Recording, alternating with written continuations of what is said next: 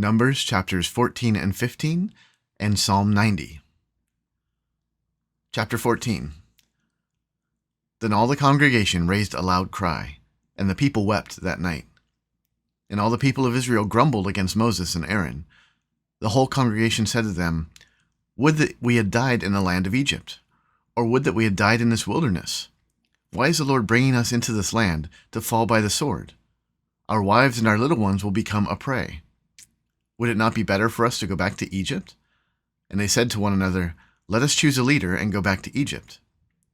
Then Moses and Aaron fell on their faces before all the assembly of the congregation of the people of Israel. And Joshua the son of Nun, and Caleb the son of Jephunneh, who were among those who had spied out the land, tore their clothes, and said to all the congregation of the people of Israel, "The land which we passed through to spy it out is an exceedingly good land. If the Lord delights in us, he will bring us into this land and give it to us, a land that flows with milk and honey. Only do not rebel against the Lord. And do not fear the people of the land, for they are bread for us. Their protection is removed from them, and the Lord is with us. Do not fear them." Then all the congregation said to stone them with stones. But the glory of the Lord appeared at the tent of meeting to all the people of Israel. And the Lord said to Moses, "How long will this people despise me? How long will they not believe in me, in spite of all the signs that I have done among them? I will strike them with the pestilence and disinherit them, and I will make of you a nation greater and mightier than they." But Moses said to the Lord, "Then the Egyptians will hear of it, for you brought up this people in your might from among them, and they will tell the inhabitants of this land. They have heard that you, O Lord, are in the midst of this people, for you, O Lord, are seen face to face, and your cloud stands over them, and you go before them, in a pillar of cloud by day and a pillar of fire by night. Now if you kill this people as one man, then the nations who have heard your fame will say, 'It is because the Lord was not able to bring this people into the land that he swore to give to them, that he has killed them in the wilderness. And now please let the power of the Lord be great, as you have promised, saying, "The Lord is slow to anger and abounding in steadfast love, forgiving iniquity and transgression, but he will by no means clear the guilty, visiting the iniquity of the fathers on the children to the third and fourth generation. Please pardon the iniquity of this people, according to the greatness of your steadfast love, just as you have forgiven this people, from Egypt until now." Then the Lord said, "I have pardoned according to your word. But truly as I live, and as all the earth shall be filled with the glory of the Lord, none of the men who have seen my glory and my signs that I did in Egypt and in the wilderness, and yet have put me to the test these 10 times and have not obeyed my voice, shall see the land that I swore to give to their fathers. And none of those who despised me shall see it. But my servant Caleb, because he has a different spirit and has followed me fully, I will bring into the land into which he went, and his descendants shall possess it. Now since the Amalekites and the Canaanites dwell in the valleys, turn tomorrow and set out for the wilderness by the way to the Red Sea." And the Lord spoke to Moses and to Aaron, saying, "How long shall this wicked congregation grumble against me? I have heard the grumblings of the people of Israel, which they grumble against me. Say to them, 'As I live, declares the Lord, what you have said in my hearing I will do to you. Your dead bodies shall fall in this wilderness, and all of your number, listed in the census from 20 years old and upward, who have grumbled against me. Not one shall come into the land where I swore that I would make you dwell, except Caleb the son of Jephunneh and Joshua the son of Nun. But your little ones, who you said would become a prey, I will bring in, and they shall know the land that you have rejected. But as for you, your dead bodies shall fall in this wilderness. And your children shall be shepherds in the wilderness 40 years, and shall suffer for your faithlessness, until the last of your dead bodies lies in the wilderness. According to the number of days in which you spied out the land, 40 days, a year for each day, you shall bear your iniquity 40 years, and you shall know my displeasure. I, the Lord, have spoken. Surely this I will do to all this wicked congregation, who are gathered together against me. In this wilderness they shall come to a full end, and there they shall die." And the men whom Moses sent to spy out the land, who returned and made all the congregation grumble against him by bringing up a bad report about the land, the men who brought up a bad report of the land died by plague before the Lord. Of those men who went to spy out the land, only Joshua the son of Nun and Caleb the son of Jephunneh remained alive. When Moses told these words to all the people of Israel, the people mourned greatly. And they rose early in the morning and went up to the heights of the hill country, saying, Here we are. We will go up to the place that the Lord has promised, for we have sinned."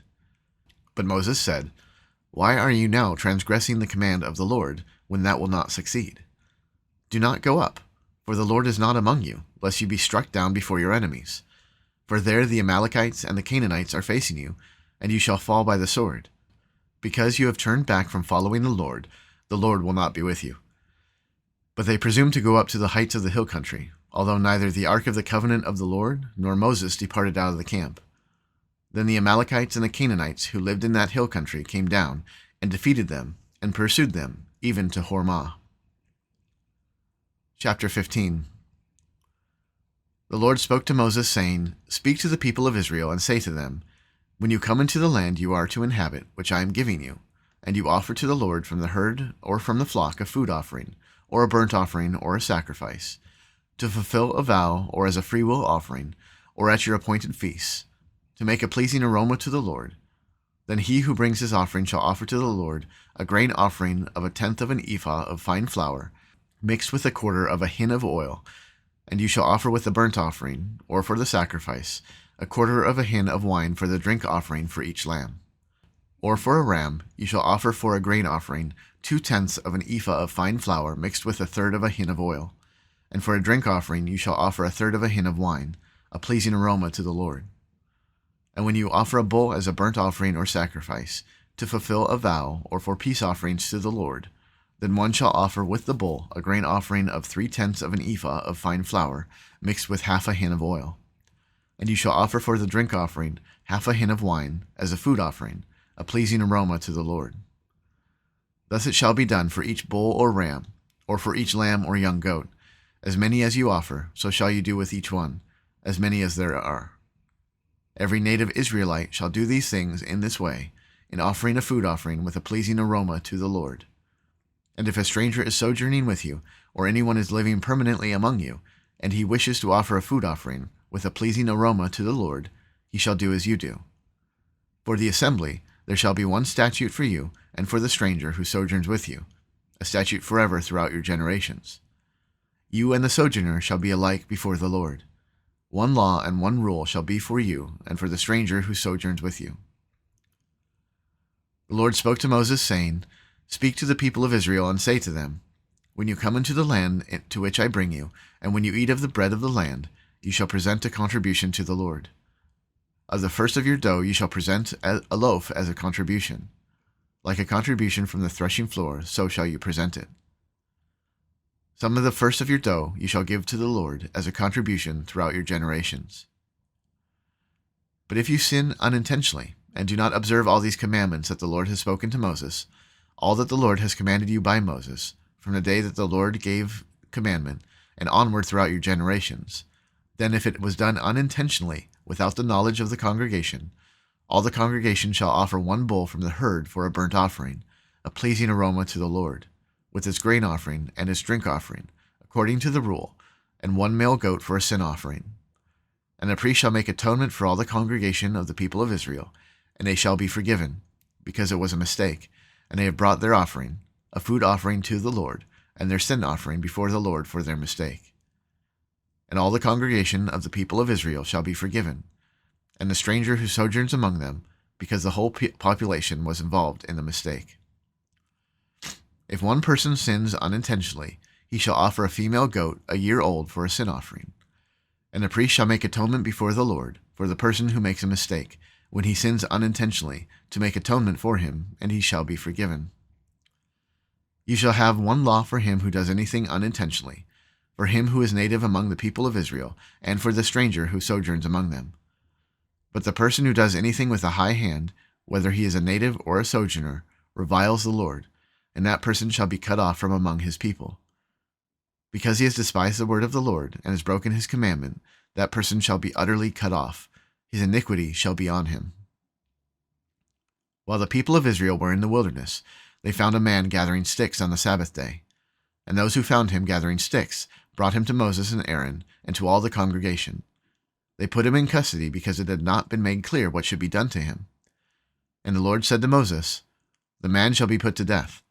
All the congregation shall stone him with stones outside the camp."